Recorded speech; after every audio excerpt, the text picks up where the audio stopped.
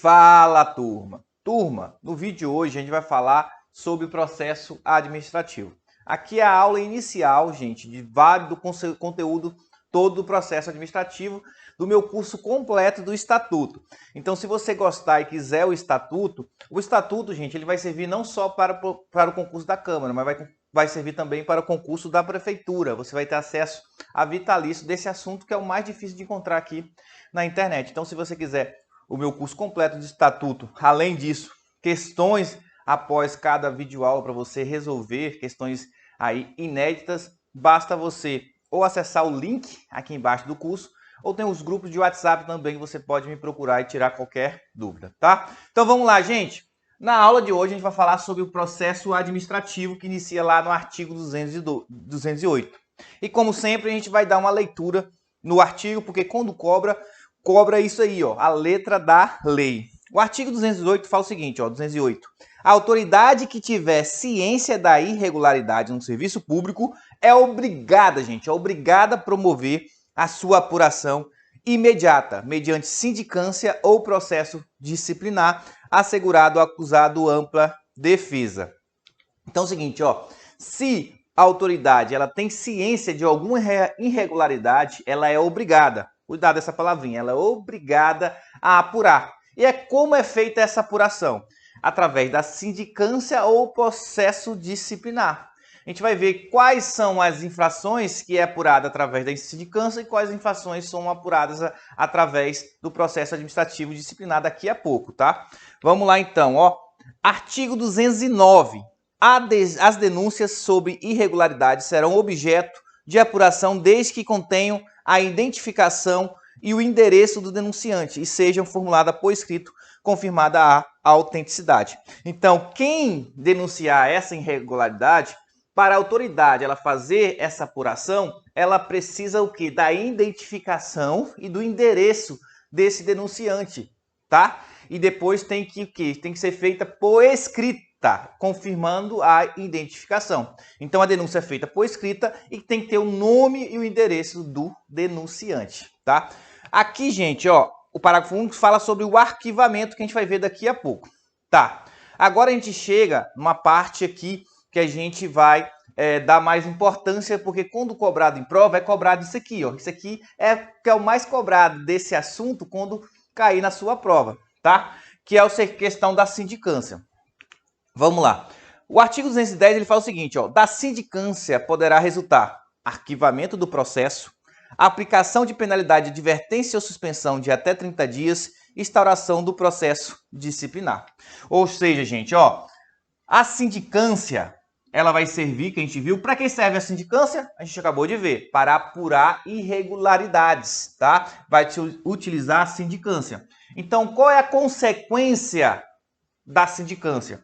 A sindicância ela tem 3 consequências. O arquivamento do processo, a penalidade de advertência e suspensão, ela pode ser feita, suspensão de até 30 dias, ela pode ser feita através do quê? Através da sindicância. E a instauração do PAD. Então essas 3 são a consequência da sindicância. Arquivamento do processo, aplicação de penalidade de advertência e suspensão de até 30 dias e instauração do PAD, tá? A gente vai ver o seguinte agora. Agora a gente volta e vê lá, ó. Parágrafo único, né? Quando o fato narrado não configurar evidente infração disciplinar ou ilícito penal, a denúncia será arquivada, tá? Então, ó, coloca aqui, quando que vai ocorrer o arquivamento do processo? Quando que a sindicância resulta no arquivamento do processo, ó? Coloca aí, ó, quando o fato narrado não configurar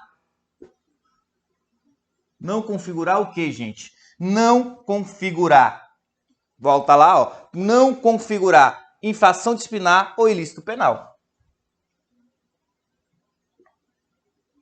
Não configurar infração disciplinar e nenhum ilícito penal. Beleza? Ilícito penal, né? Um crime. Beleza? Então, Aqui, ó, a sindicância, ela pode resultar no arquivamento do processo. E quando vai ocorrer o arquivamento do processo? O estatuto diz pra gente, quando o fato narrado não configurar infração disciplinar e ilícito penal. Aí ele tem o quê? Ele tem que arquivar através da sindicância, tá?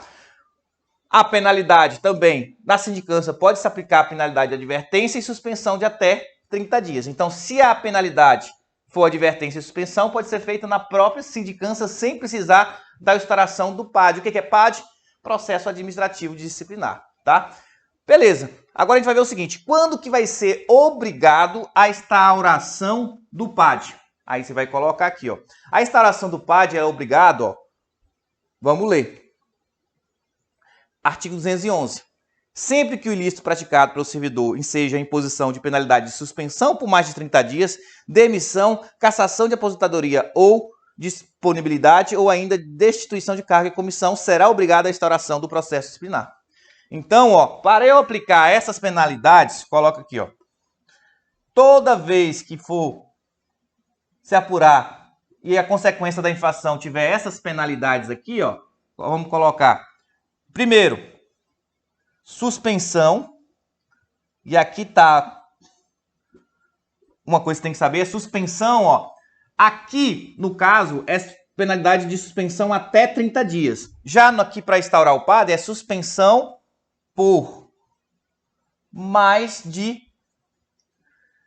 30 dias, tá, gente? Por mais de 30 dias. Então, suspensão por mais de 30 dias, aí precisa da instauração do PAD, tá? De novo, suspensão até 30 dias, você pode ser feito através da sindicância. Penalidade por mais de suspensão por mais de 30 dias, é obrigada a instauração do PAD. Mas quais, né? Demissão, tá? Demissão. Dá para perceber, para instaurar o PAD, são daquelas penalidades mais o quê? Mais graves. Então, para aplicar o servidor uma penalidade mais grave, precisa do PAD, que é onde o prazo vai ter o inquérito, julgamento, toda a ampla defesa e contraditório. Outra coisa, além da demissão, aquelas que também derivam da demissão, só que não pode demitir porque a pessoa está aposentada, está em disponibilidade, né? Ou é um cargo de comissão, que é, primeiro, a cassação. Então, a penalidade de cassação da disponibilidade, que é feita naquele servidor que está em disponibilidade, e aposentadoria, que é o aposentado, ele não pode ser demitido, né? Então, ele é, no caso, cassado. E o quê? E a destituição, coloca aí, do cargo de comissão. Então, a pessoa que está no cargo de comissão também não é demitido, né? É destituição do cargo de comissão, tá? Então, ó, para essas penalidades aqui, que é mais grave, suspensão por mais de 30 dias, demissão, cassação da disponibilidade de aposentadoria e a destituição do cargo de demissão, precisa de quê? Precisa da instauração do PAD, tá? Processo Administrativo Disciplinar, tá? Beleza, gente? Então é isso, ó. Então, qual que a sindicância pode resultar? No arquivamento do processo, penalidade de advertência e suspensão a 30 dias e instauração do PAD. Para o arquivamento, quando o fato narrado não configurar infração disciplinar, ilícito penal. Nesse caso, para a sindicância, ela pode punir com as penalidades de advertência e suspensão de até 30 dias. Se for suspensão por mais de 30 dias, precisa da instauração do PAD. Também a penalidade de demissão, cassação da disponibilidade de aposentadoria e destituição do cargo em comissão, tá? Vamos continuar, vamos ver aqui, ó. O artigo 202, gente, ele traz o chamado afastamento preventivo.